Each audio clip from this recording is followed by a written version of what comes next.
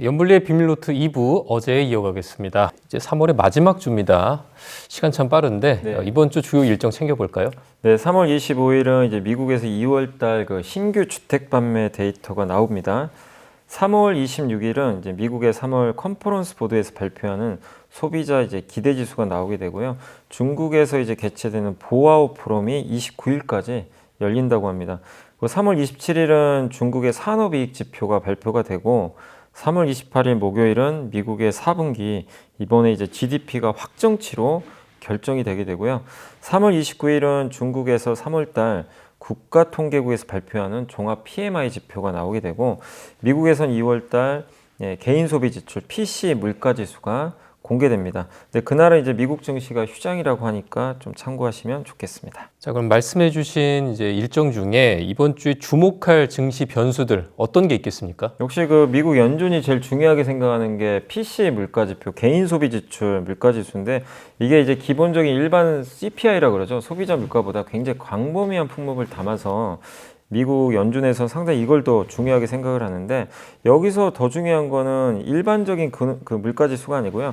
근원 물가지수, 그러니까 에너지 가격이나 식품 가격 같이 변동성이 큰 걸 뺀 걸 우리가 근원 PC 물가지수라고 하는데 요거를 이제 요게 얼마 나오느냐가 좀 관건이 좀 될 것 같습니다. 그래서 이 근원 PC 물가지수가 지난달에 2.8% 정도 나왔거든요. 그래서 이게 만약에 조금 떨어진다면 좀 좋을 텐데 일단 지금 최근에 시장이 좀 물가가 좀 높게 나오다 보니까 조금 높게 나올 거라는 좀 그 예상도 좀 나오긴 하거든요. 그래서 지난달보다 좀 낮게 나온다면 긍정적이겠지만 한번 그 부분 좀 체크하시면 좋겠고 그리고 중국의 또 3월달 PMI 지표, 이제 제조 PMI 지표가 나오는데 결국 이게 50을 넘으면은 결국 이제 경기가 확장된다고 많은 이제 그 제조업 담당자들한테 이제 설문조사라는 거거든요. 그래서 긍정적인 의견이 넘으면 50이 넘거든요. 근데 중국 이 PMI 지표가 조금씩은 개선되고 있거든요. 그래서 그게 좀 이어질지 한 번 더 지켜보시면 좀 좋을 것 같고 그 다음에 이제 미국은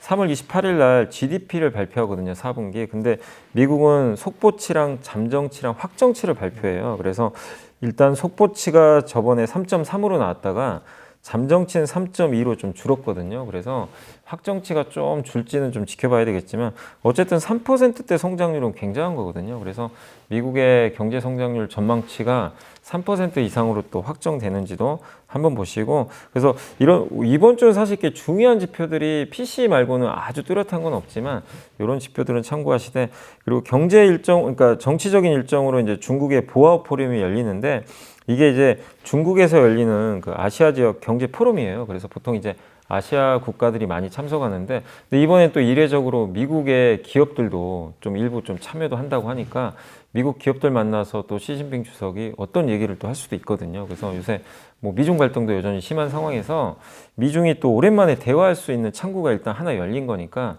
보아오 포럼에서 어떤 대화들이 오가는지도 한번 참고하시면 좋을 것 같습니다. 이제 그 세부 업종 얘기 이제 해보겠습니다. 지난주 마이크론의 실적 발표가 있었습니다. 이제 실적이 좋아서 반도체 경기 회복의 신호탄이 됐다 이런 평가가 있기도 했는데 실제로 반도체 기업들의 주가가 급등하기도 했어요. 먼저 마이크론 실적 발표 내용 정리해 보고요. 어떤 점이 주가에 긍정적으로 작용했는지 짚어주시죠. 일단 이제 실적 내용 말씀드리면 AI 붐에 힘입어서 2분기에 흑자 전환했습니다. 그래서 앞으로 AI로 인해 최대 수혜 기업이 될 거라는 이제 그런 전망이 나왔고요. 그러면서 이제 주가 사상 최고가를 경신을 했거든요. 근데 주당 순이익 전망치도 원래 적자였는데 흑자로 바뀌었고 3분기 매출 예상치가 59억 9천만 달러였는데 발표치가 64억에서 68억 달러로 올라갔어요. 그러니까 우리가 생각하는 것보다 훨씬 지금 이 반도체 모멘텀이 크다는 걸 좀 알 수 있을 것 같고 그리고 마이크론이 뭐라고 했냐면 일단 24년 상반기에 업황은 정상화될 것 같다.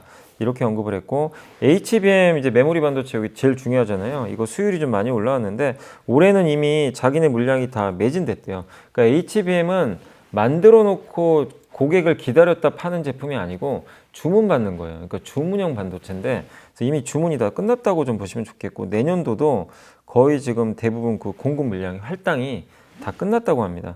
그래서 HBM 쪽에 대한 이제 이런 이제 모멘텀이 주가에도 그대로 좀 반영이 됐던 것 같은데 어쨌든 근데 여기서 우리가 이제 주목해야 될 건 뭐냐면 HBM3가 이 동일 면적 대비 DDR5랑 비교해서 면적을 많이 차지하는데 이게 무슨 얘기냐면 이제 HBM은 엄청 지금 많이 필요하잖아요. 근데 웨이퍼가 있는데 그 안에서 칩이 다양하게 만들어져요. 그 웨이퍼 보면 이렇게 선 그려져 있고 그냥 조그만 칩들이 촘촘히 박혀 있죠. 그걸 잘라내서 조립한 다음에 기판에 붙여서 쓰는 거거든요. 그래서 이제 우리가 반도체 쓰는 건데 그 안에 수많은 반도체가 있는데 HBM은요 기존의 DDR5를 만약에 옛날 반도체를 만든다 그거보다 HBM 하나 만들면 3배가 들어가요. 그럼 무슨 얘기죠? HBM을 많이 만들면 다른 반도체 만들 수 있는 공간이 줄어들어요. 그럼 기존의 전통 반도체 공급은 자동으로 축소가 됩니다. 그래서 이게 자동 감산이 돼버리는 거예요. 그러면 기존의 전통 메모리 반도체는 공급이 줄어버리니까 어떻게 되죠? 가격은 수요가 부족해도요 가격이 튀는 거죠. 그래서 이 얘기가 또 이번에 나온 거예요. 그러면 이걸 확인해 준 거죠, 마이크론이.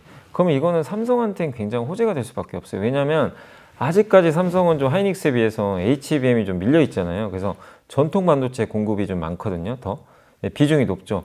근데 자동으로 전통 반도체 공급이 줄어들면 이 가격이 올라갑니다. 올라가면 삼성전자는 알아서 그냥 수익성이 좋아질 수밖에 없어요. 그러니까 본인이 의도를 안 해도 좋아지는 효과가 생기는 거죠. 그래서 우리가 이번 마이크론 실적 발표회에서 좀 느꼈던 건 뭐냐면 결국엔 기존의 전통 반도체 공급을 자동 감사시키는 효과가 굉장히 커지는 그 제품이라는 게 다시 한번 확인이 됐고 이게 쉽게 끝날 이슈가 아니라는 거죠. 그래서 삼성전자한테 상당히 좀 우호적이라는 그런 좀 전망이 이번에 좀 마이크론 또 이 실적 발표에서 애널리스트들이 보고 좀 판단한 내용이라고 보시면 좋을 것 같습니다. 네, 이번엔 반도체 보조금 얘기해 보겠습니다. 이제 미국 정부가 이제 삼성전자에 60억 달러, 우리 돈으로 이제 8조 원 정도죠. 60억 달러의 보조금을 지급할 거라는 보도가 있었습니다. 블룸버그 통신에서 이런 보도가 있었는데 이제 같은 언론사에서 이제 TSMC한테는 50억 달러 보조금을 준다. 뭐 이런 보도도 있었어요. 삼성전자는 60억 달러였는데 TSMC는 50억 달러, 조금 적으니까 이제 삼성전자에게는 일단은 긍정적으로 볼 수 있겠죠? 네, 맞습니다. 삼성전자가 사실 이제 보조금이 기존 기대했던 거는 그렇게 많지가 않았는데 일단 이건 언론 보도라서 완벽한 확정상은 좀 더 기다려 보셔야 돼요. 근데 어쨌든 8조 원이면 3배 정도 많은 수치니까 상당히 긍정적. 물론 이제 인텔도 받는다고 하더라고요. 근데 인텔은 더 많이 받아요. 아무래도 이제 미국 회사다 보니까 인텔은 확정이 됐습니다. 그렇지만 이제 외국 기업이다 보니까 조금 이제 덜 받긴 하겠지만 그래도 우리 예상보다는 훨씬 많은 수준이라 긍정적이고 이 김종호 카이스트 교수님이 뭐라고 했냐면 이걸 보고 이제 반도체 굉장히 전문가시거든요. 삼성전자는 반도체 파운드리뿐만 아니라 메모리와 이 패키징 조립이라 그러죠. 이것도 가능하기 때문에 이거를 할 수 있는 업체가 중에 하나가 TSMC가 이 패키징을 꽉 잡고 있어요. 근데 이 TSMC 의존도를 낮출 수 있는 유일한 기업 중에 하나가 삼성전자잖아요. 그러니까 결국 미국 입장에서는 지정 확정 리스크를 분산시키려면 삼성전자를 활용을 해야 된다는 거죠. 아마 그런 이유 때문에 좀 더 보조금을 더 책정해 준 게 아닌가. 미국에 좀 투자를 많이 해라.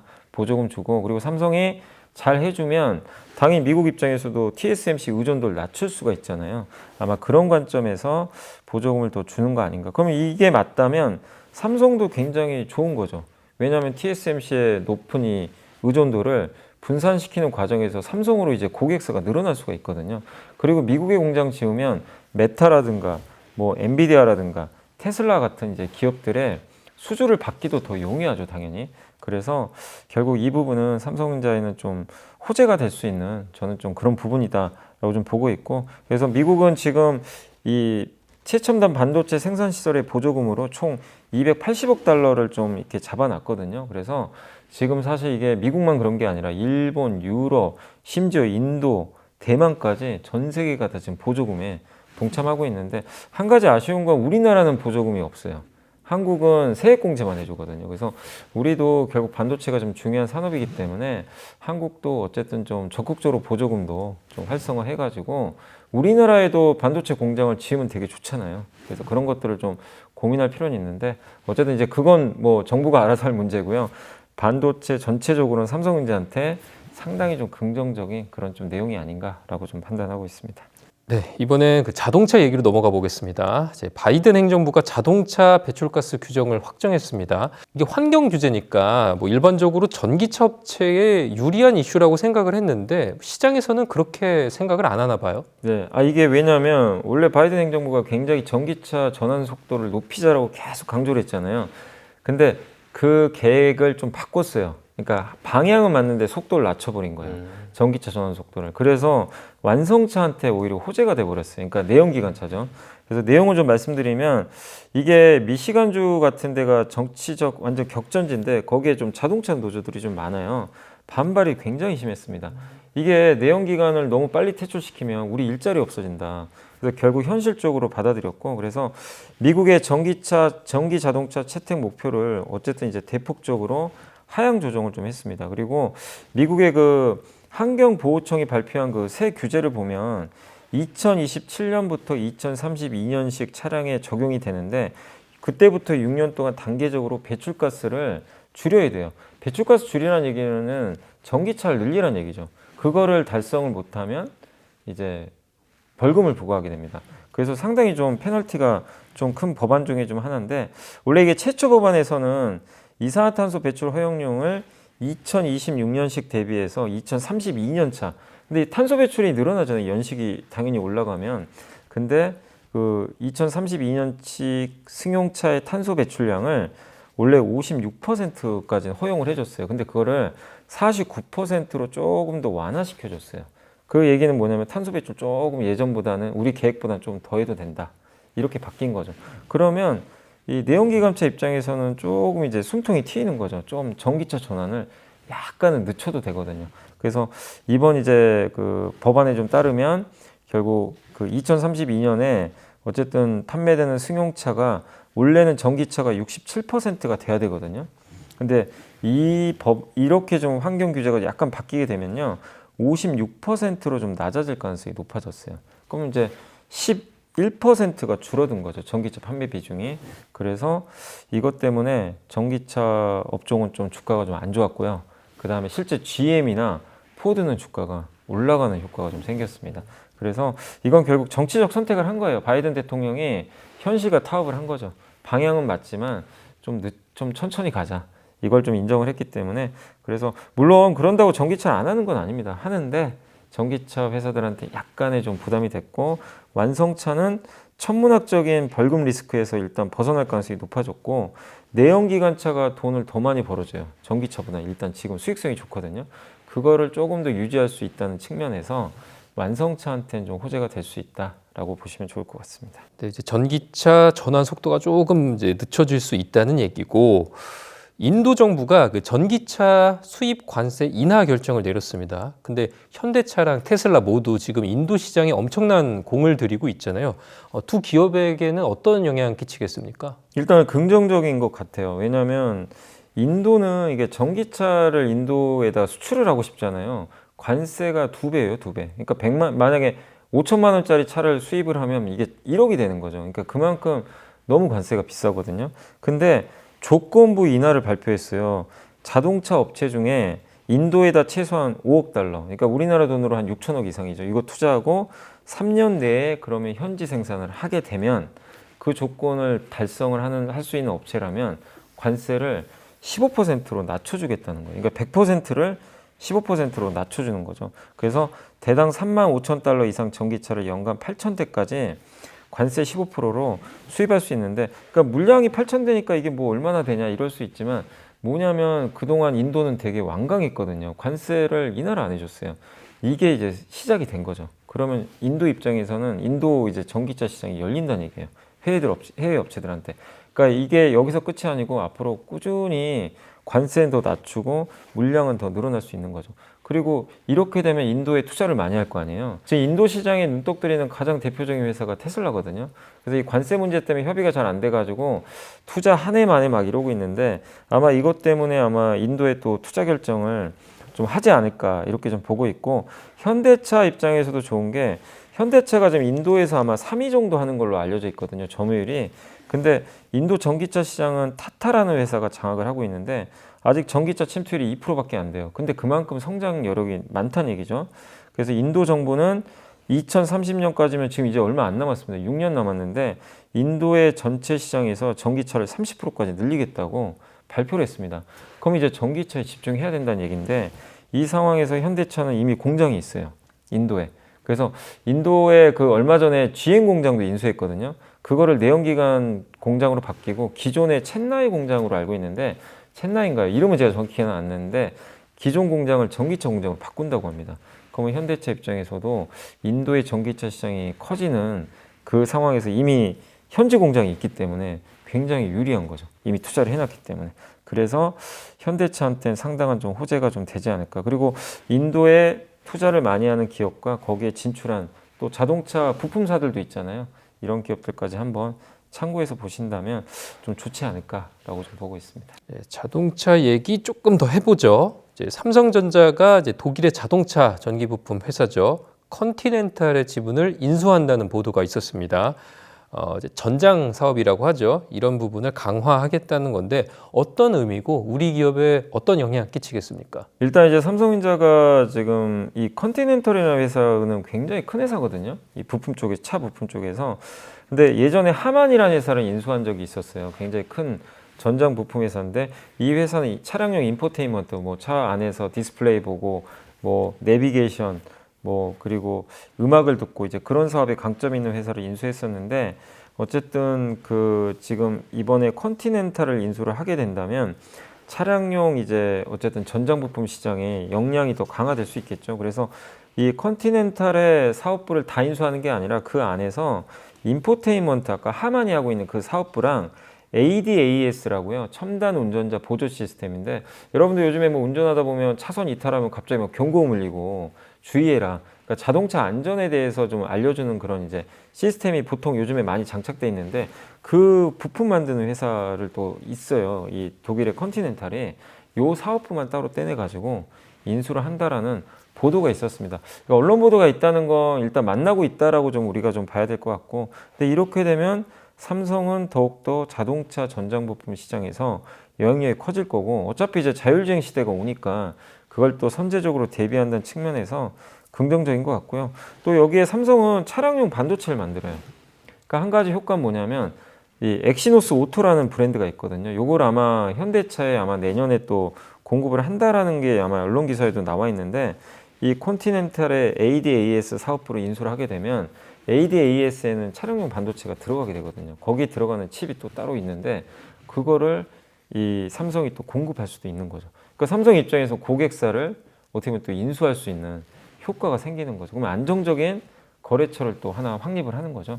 다만 이거를 실제로 인수까지 하게 될지는 아직 이제 언론 보도기 때문에 아직은 확정된 건 아니다. 다만 이제 인수할 부분들은 좀 보도가 나왔기 때문에 우리가 한번 올해 상반기에 주목을 해야 될 것 같고 계속해서 삼성전자는 M&A 하겠다고 꾸준히 언급을 했기 때문에 저는 개인적으로 좀 가능성은 좀 높지 않나라고 좀 판단을 하고 있습니다. 네, 이번에는 4월 위기설에 대해 좀 얘기를 해보려고 하는데요. 이제 부동산 PF 대출에서 연체, 뭐 자금이 돌지가 않으면서 뭐 금융 위기가 터진다 이런 얘기인데 뭐 증권가 격언 중에 이런 얘기도 있잖아요. 뭐 예고된 위기는 위기가 아니다. 뭐 이런 말도 있는데 좀 오래 좀 증권가에 계신 분으로서 이번 위기설 어떻게 보십니까?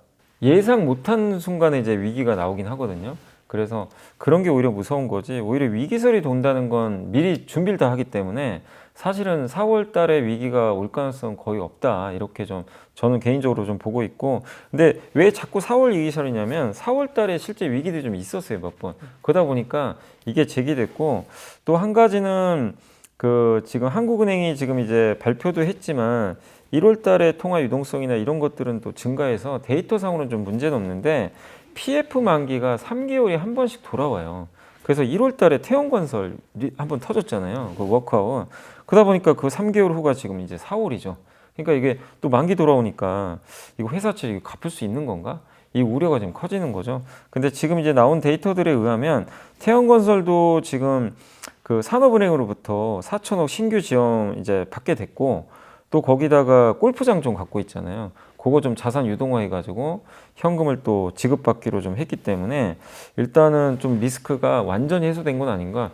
유동성이 없어가지고 회사가 부도날 가능성은 좀 낮아졌고, 그 다음 많은 분들이 좀 걱정하는 회사 중에는 롯데건설이잖아요. 근데 롯데건설도 2월 달에 5.4조 원 규모 PF 펀드 모집을 했기 때문에 이걸로 일단은 유동성 위기는 일단 이제 넘어갈 가능성이 높아졌어요. 자금을 확충했죠. 근데 이제 나중에 이거 갚아야 되겠죠. 갚아야 되겠지만 일단 급한 불은 좀 꺼놓는 상태거든요. 그리고 우리나라 대형 건설사들은 일단은 현금 보강성 능력이 좀 어느 정도 되기 때문에 당장 4월 달에 뭐 갑자기 부동산에 또 뭐가 터져가지고 가격이 폭락하고 뭐 이런 일이 발생만 안 한다면 당장 4월에 나올 가능성은 그렇게 높지는 않다. 이렇게 좀 보시면 좋겠고, 그래서 김소영 금융위원회 부위원장도 PF 대출 만기가 일단 분산이 잘 돼 있기 때문에 급격하게 충격될 가능성은 낮다라고 언급을 했습니다. 그래서 위기까지는 여러분들이 너무 걱정하지 마시되, 다만 어쨌든 지금 그렇다고 좋아진 건 아니잖아요. PF 리스크가 완전히 끝난 건 아니기 때문에 우리가 예의주시는 꾸준히 좀 해볼 필요는 있겠지만, 너무 위기설에 거기에 또 여러분들이 좀 빠지셔가지고 뭐 이게 또 큰일 났다, 4월에 대비해야 되겠다, 이렇게까지 나갈 필요는 저는 없다라고 좀 말씀을 드리고 싶습니다. 네, 그래도 이제 위기설은 또 예방의 의미가 있으니까요. 3월 20일까지 수출 데이터가 나왔습니다. 1년 전보다 10% 넘게 늘었는데요. 수출 품목 중에 눈여겨볼 품목이 있다면 어떤 거고, 우리가 어떤 기업에 주목하면 좋을까요? 일단 이제 20일까지 수출 데이터 좋았는데 그중에 역시 반도체 좋았고요. 46.5%. 특히 제일 좋았던 거 중에 하나가 선박 수출이 무려 300%나 증가해서 확실히 요새 조선주 주가가 올라가는 이유가 좀 확실히 명확하다고 보시면 좋을 것 같고, 일단 이제 주요 품목 중에서는 좀 눈여겨볼 만한 기업들은, 반도체는 디램과 낸드 단가가 지금 계속 올라가요. 이 얘기는 삼성전자한테 좋은 거거든요. 그래서 주목하실 필요는 있는 것 같고, 그 다음에 이제 반도체 쪽에서 그 소부장 쪽에서 좀 몇 개만 말씀드리면, 좀 눈에 띄었던 게 그 숄더볼이라고요. 반도체랑 기판을 붙이잖아요. 근데 그 동그란 볼이 있어요. 그 볼을 여기다 이 납땜을 해가지고 붙이거든요. 그게 이제 숄더볼인데, 그거 만드는 회사 중에 하나가 덕산하이메탈이라는 회사가 있습니다. 그래서 요거 수출 데이터가 좀 잘 나온 게 좀 눈에 띄는 그런 모습이고, 그 다음에 이제 반도체 그 세척 장비, 세정 장비라고 그러죠. 그게 이제 PSK라는 회사가 하나 들어가 있고요. 그 다음에 요즘에 반도체 말고 OLED TV도 요새 수출은 좀 늘고 있어요. OLED TV에 관련된 회사가 이녹스 첨단 소재라는 그 OLED 필름 만드는 회사가 있습니다. 거기도 한번 보실 필요가 있을 것 같고, 그다음 우리가 보통 2차 전지를 많이 보지만 1차 전지 그 이게 충전 안 하는 못 하는 거 있잖아요. 그게 이제 보통 무기나 아니면 이제 여러분들 그 이 집에 보면 이렇게 우리가 이번 달 전기 얼마 썼나, 이거 미터기라 그러죠. 네. 스마트 미터기에도 이게 들어가거든요. 1차 전지가 들어가요. 그거 뭐 일일이 충전해서 뭐 바꿀 수도 없잖아요. 그래서 굉장히 수명이 길어요. 긴 건 막 10년까지도 된다고 하니까 그 데이터가 좀 좋았다고 합니다. 그 회사가 비츠로셀이라는 회사가 있거든요. 그래서 그것도 좀 괜찮았던 것 같고, 그 다음에 그 엑스선 단층 촬영기라고 해서 이제 의료기기인데, 이게 제노레인이라는 이제 회사의 제품도 수출이 좀 늘어난 걸로 나오고, 여드름 그 이제 패치, 여드름 이제 패치라고 하는데, 이거 붙이면 좀 여드름에 진정되는 효과가 있다고 합니다. 그래서 창상 피복제라고도 하는데, 그거 하는 회사가 TNL. 그리고 아까 제가 조선도 말씀드렸지만, 조선 쪽에서 이 파이프 연결하는 피팅, 그래서 태강, 하이로코리아, 성강밴드도 한번 주목하시면 좋을 것 같고요. 핫도그 요새 미국의 핫도그 수출이 좀 잘 되나 봐요. 냉동 핫도그라고 있는데 굉장히 잘 좀 되고 있는 것 같습니다. 그래서 우양이란 기업의 데이터도 좀 괜찮았고, 그 다음에 이수화학의 알킬벤젠, 금호석유의 MB 라텍스, 국도화학의 에폭시 수지, 이런 것들도 좀 데이터가 괜찮게 나왔으니까 각각 데이터를 한번 따로 살펴보시면서 대응하시면 좋을 것 같습니다. 마지막 순서죠. 염이사님이 선정한 이번 주의 보고서 어떤 내용입니까? 이번 주는 이제 2차 전지 한번 보고서 가져와 봤는데, NH투자증권의 주민우 연구원님이 2차 전지 재고 확충에 기대어 가는 구간이다. 그래서 업황과 좀 새로운 어떤 모멘텀들에 대해서 한번 좀 말씀해 주셨는데, 일단 올해 우리 배터리가 좀 안 좋았던 이유 중에 하나가, 일단 그 미국이 65% 정도 전기차가 판매될 줄 알았어요. 유럽과 중국은 예상만큼은 나오거든요. 근데 지금 현재까지 올해 데이터를 보니까 미국은 16%밖에 증가를 못했어요. 그러니까 예상이 65인데, 그러니까 아직은 좀 미국이 생각보다 좀 안 좋은 거죠. 근데 미국의 이유는 여러 가지 있겠지만, 어쨌든 1, 2월 달에 이렇게 부진한 거를 이 주민의 연구원님은 너무 염려하지 말자. 왜냐하면 1, 2월은 보통 계절성도 있고 정책도 많이 바뀌기도 하고요. 신모델 출시 준비하느라고 약간 이제 그때 적극적으로 드라이브를 또 안 거는 시기다 보니까 1, 2월 달 데이터가 아주 중요한 건 아니다. 이렇게 좀 언급을 해주셨고, 그리고 이 미국 판매가 좀 최근에 이제 공급망이 좀 바뀌면서 중국 소재 쓰면 안 되잖아요, 점점. 그러면서 그 공급망을 바꾸는 과정에서 보조금 받는 모델이 좀 늘어나고 있대요. 그럼 이제 보조금을 받게 되면 고객들은 싸게 사니까 그 모델이 늘어난다는 건 당연히 좀 긍정적일 수가 있겠죠. 그리고 이 하반기에는 또 특히 금리 인하가 가셔야 될 것 같고, 그러면 할부 금리가 떨어지겠죠. 그리고 배터리 가격도 많이 낮아졌기 때문에 차 값도 떨어질 걸로 좀 보고 있는 것 같습니다. 그리고 리튬 가격이 제일 중요하거든요. 2차 전지에서 제일 중요한 게 리튬 가격인데 연초 이후로 10% 반등했어요. 리튬 가격 오르고요. 보통 3개월 후에 양극재 가격 오르고 한 5개월 후에 배터리 가격이 올라요. 이런 걸 보면 리튬 가격이 올랐다는 건 양극재 배터리 회사들도 점점 시간이 지나면 가격이 오르면서 수익성이 좀 좋아질 수 있다.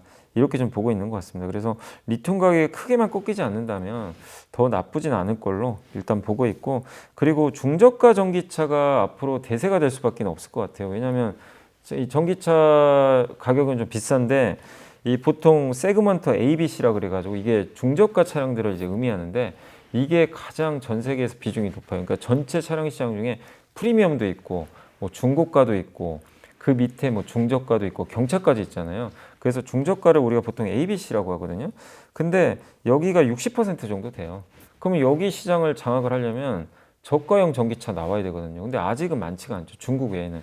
근데 이런 것들을 르노라든가 폭스바겐도 준비하고 있고 테슬라가 25,000에서 3만 달러 신규 모델을 내년 하반기에 론칭을 해가지고 양산은 26년에 들어간대요. 그러니까 테슬라마다도 이제 값싼 전기차가 이제 나올 준비를 하고 있는 거죠. 이렇게 되면 중저가 전기차 시장이 열리면 물량이 확 늘어나겠죠. 그럼 배터리 회사들 입장에서도 좋은데, 다만 이제 문제는 뭐냐면 우리나라는 NCM 배터리를 만들거든요. LFP 배터리가 중저가엔 더 좋죠. 왜냐면 가격이 훨씬 싸니까. 그래서 한국의 숙제는 좀 LFP 배터리 같아요. 왜냐면 이건 중국이 다 잡았기 때문에 한국 기업들도 좀 준비하는데 좀 더 빠르게 해서 왜냐하면 중국산 LFP는 미국에 못 들어갈 가능성이 높아요. 근데 미국도 LFP 쓸 가능성이 있거든요. 어느 정도 싸니까. 그러면 우리나라가 그 시장을 선점할 수 있잖아요. 미리 준비만 잘 해놓으면. 그래서 한국의 좀 숙제 중에 하나는 LFP 빨리 좀 이 양산이나 경쟁력을 높여서 이 시장이 좀 빨리 뛰어들어야 된다. 이런 좀 숙제는 좀 일부 남아있는 것 같습니다. 그래서 좀 정리를 해드리면 2차 전지가 뭐 굉장히 혼란스럽습니다. 뭐 요새 주가는 좀 괜찮긴 한데 뭐 좋다는 의견, 나쁘다는 얘기, 아직 멀었다는 의견도 분명히 있지만 일단은 1분기 실적은 좀 부진한 건 다 알고 있어요. 뭐 1분기 실적 안 좋다고 그걸 나쁘게 보지 마시고 이미 눈높이 다 낮아져 있고 OEM 자동차 회사들이 지금 재고를 열심히 쌓진 않지만 이제 5월부터 신차들이 좀 나오기 시작하거든요. 근데 반도체 지금 요새 좋은 이유 중에 하나가요. PC나 저 스마트폰 회사들이요. 지금 반도체를 딱 보니까 하반기에 더 올라갈 것 같아요. 그러면 여러분이 PC 사장님이시면 지금 구매하려고 그러겠죠. 근데 리튬도 좀 비슷한가 봐요. 이 완성차 업체들이 지금 보니까 더 이상 리튬 가격이 안 빠질 거고 이미 공급은 줄여놨거든요. 근데 하반기에 신차 나오고 이러면 배터리 좀 수요가 늘 거 아니에요. 근데 지금이 싸 보인다고 생각하면 리튬을 지금 사기 시작할 겁니다. 그러니까 미리 선구매한다 그러죠. 그래서 그 수요까지 생각을 하면 리튬 가격도 생각보다 좀 괜찮을 수 있다는 얘기예요. 그러니까 이게 반도체랑 약간 이제 오버랩 되는 거죠. 약간 비슷한 효과가 있는 거죠. 그래서 리튬 가격이 굉장히 견조해지면 순차적으로 아까 말씀드린 대로 양극재나 배터리 회사들도 좋은데, 그렇기 때문에 양극재 기업들이 1분기 지나고 나면 그런 이유들 때문에 실적이 가장 먼저 터닝할 것 같다.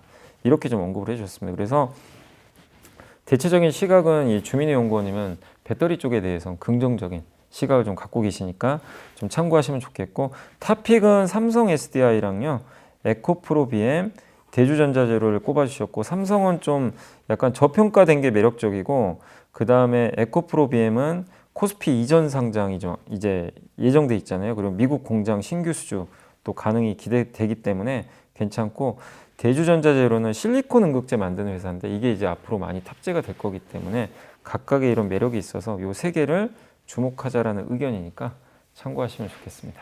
네, 2차 전지에 관심 있는 분들 참 많은데 염승환 이사님이 추천한 보고서 읽어보면 많이 공부가 되실 것 같습니다. 연불내 비밀노트 준비한 내용은 여기까지입니다. 아직까지 꽃샘추위가 기승을 부리고 있는데요. 3월의 마지막 주 건강하게 잘 보내셨으면 좋겠습니다. 시청해 주셔서 고맙습니다. 연미사님 감사합니다.